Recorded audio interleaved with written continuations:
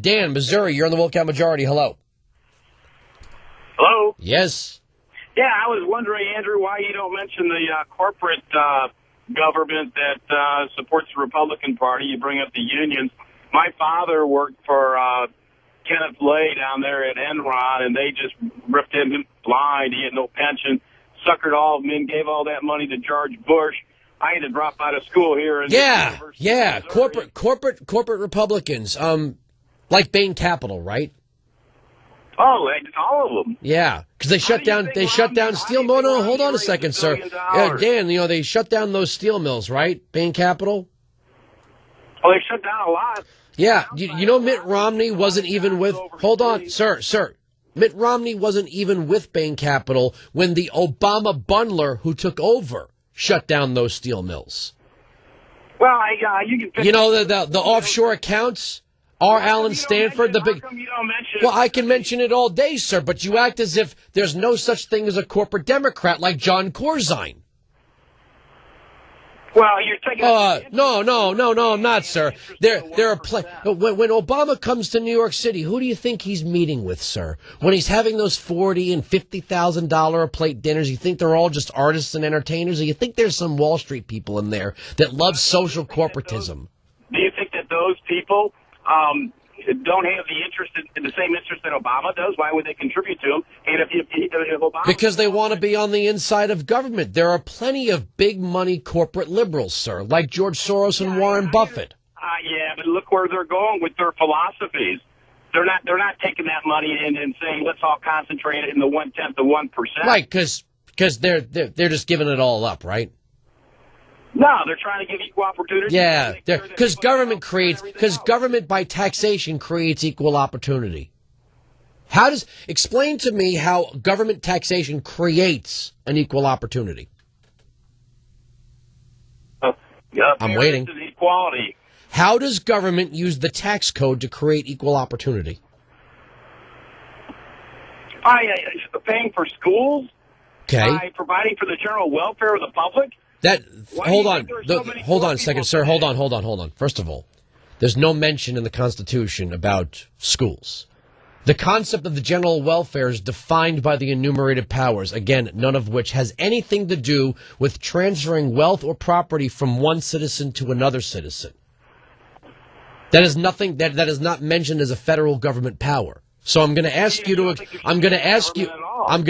to explain how the government uses the tax code to create an equal opportunity. Well, the government does all kinds of services. But where does it get the constitutional authority to do that? Don't laugh at me. You're the one that doesn't seem to know. Well, so you're laughing at me, sir. Okay, stop it with the George Bush. You're laughing at the Supreme Court. In Article 3 is not empowered to rule on that, sir. But even still, if they want to say it's part of the taxing power, which Obama said it wasn't a tax, the taxing power doesn't include spending power. The spending powers are defined by Article 1, Section 8. Well, Romney said it wasn't a tax, too. So you don't believe the government has the power to tax?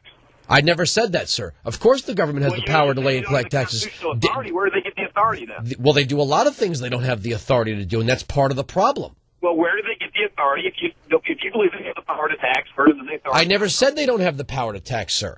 Having the power to tax does not constitute the power to spend. On one side, they have the power to lay and collect taxes, and their spending powers are defined by their enumerated powers. Anything outside of that is an unconstitutional spending. Well, what good would be the power to tax if you don't have the power to spend? What's the point of having a constitution if you don't adhere to it, sir?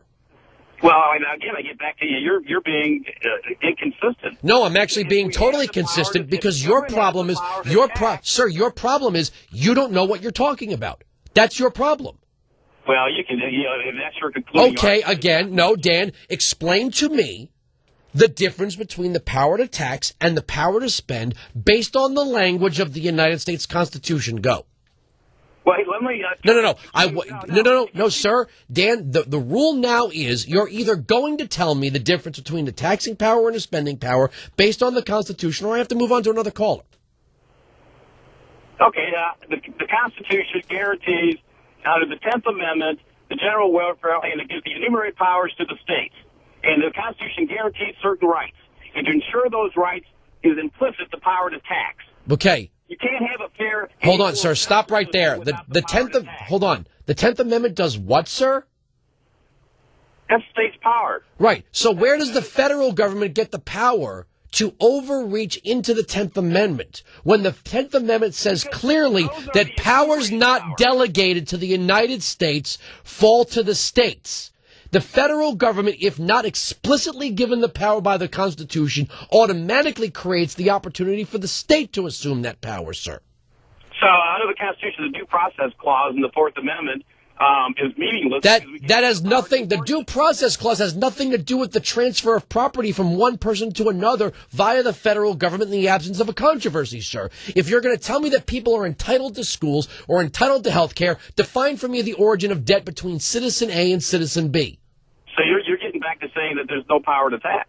No, there is a power to tax, but there's limited power. Dan, goodbye, have a nice day. The liberal caller seems to think that if they interrupt you and they talk over you, they don't have to hear the argument. And I'm not even making an argument. I'm stating fact. 100% pure, unadulterated fact. The power to tax does not mean the power to spend. That would be like saying your local community, your town has the power to tax and the power to spend, creating an army. Not a police department, an actual army, for the purpose of invading and conquering other towns. You'd say that's asinine. Of course they don't have the power to create an army. Why not, if they have the power to tax?